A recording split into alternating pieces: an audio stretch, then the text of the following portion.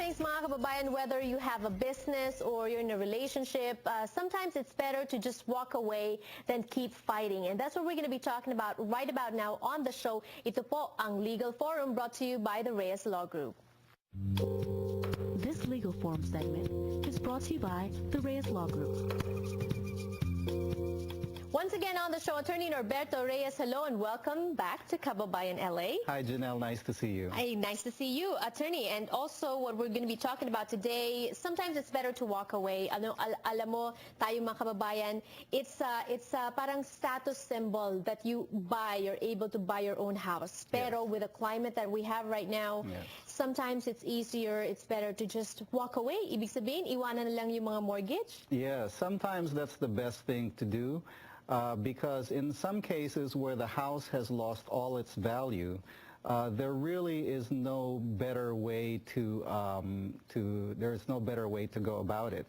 Because first and foremost, alam mo, ang bahay natin is an investment.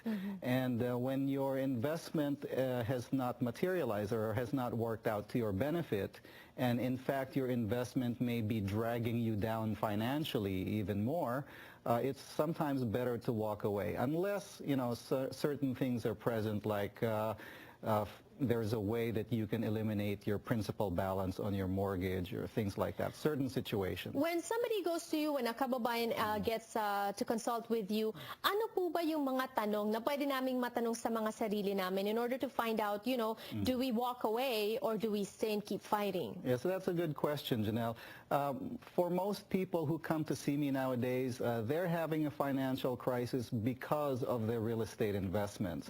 And when that happens, what I try to get them to do is to think about whether or not this investment is really worth fighting for. Because sure, it's a real estate investment, and as we all know, real estate will always increase in value. So some people think that, well, I think I want to hang on to my house because I know it's going to go up in value. And that's correct. They're correct. It will go up in value, but the question becomes, how many years would it take for it to go up in value so that it becomes equal what they currently owe on their mortgage? Exactly. And is there a mathematical equation that we can use? I know we have a slide here.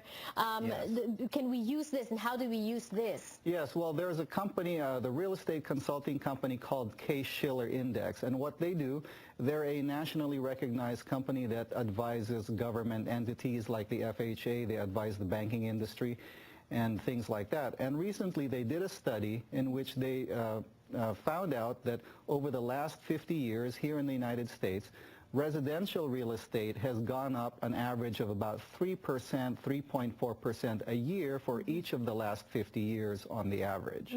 So sometimes the best predictor of the future is the past. So this is one of those situations where if we're trying to determine what might happen to the future of our real estate investment. Let's say maybe 2, 3 years, 4 years from now, you compute using the 3.4%. Correct. Right. So you might look at just a simple compound interest calculator and run the numbers, do the math, and see in 5 years what would be the value of my real estate. Now, we have a typical example here that maybe we could look at.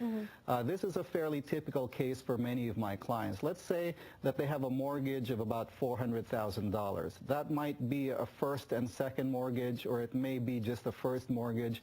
It really doesn't matter for the sake of our example today. So let's say the fair market value has decreased and it's now only worth $250,000. Wow.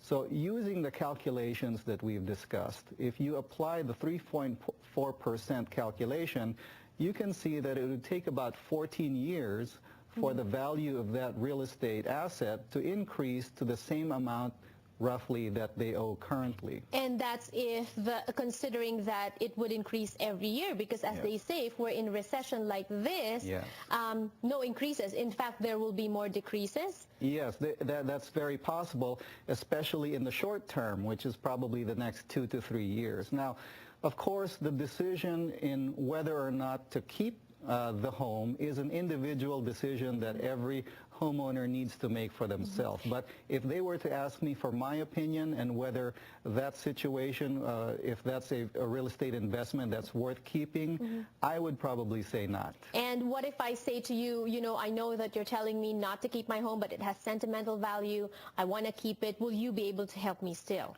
Yes, well, if that's the decision of the homeowner, there's several ways that we could use, several tools that we could use to make that happen and help the homeowner keep their home. Thank you so much. That's why we encourage all of you to call that number on your screen right now. They give free consultation, the Reyes Law Group, and they have offices in downtown Los Angeles, Panorama City, and Yes. also in Las Vegas. Las Vegas, Las yes. Vegas. Thank you so much for joining us today. Thank you very much. We'll see you again next week. Thank you. Magbabalik pa po ang Kababayan LA Christmas season of giving, and when we return, somebody did just that. Don't go away.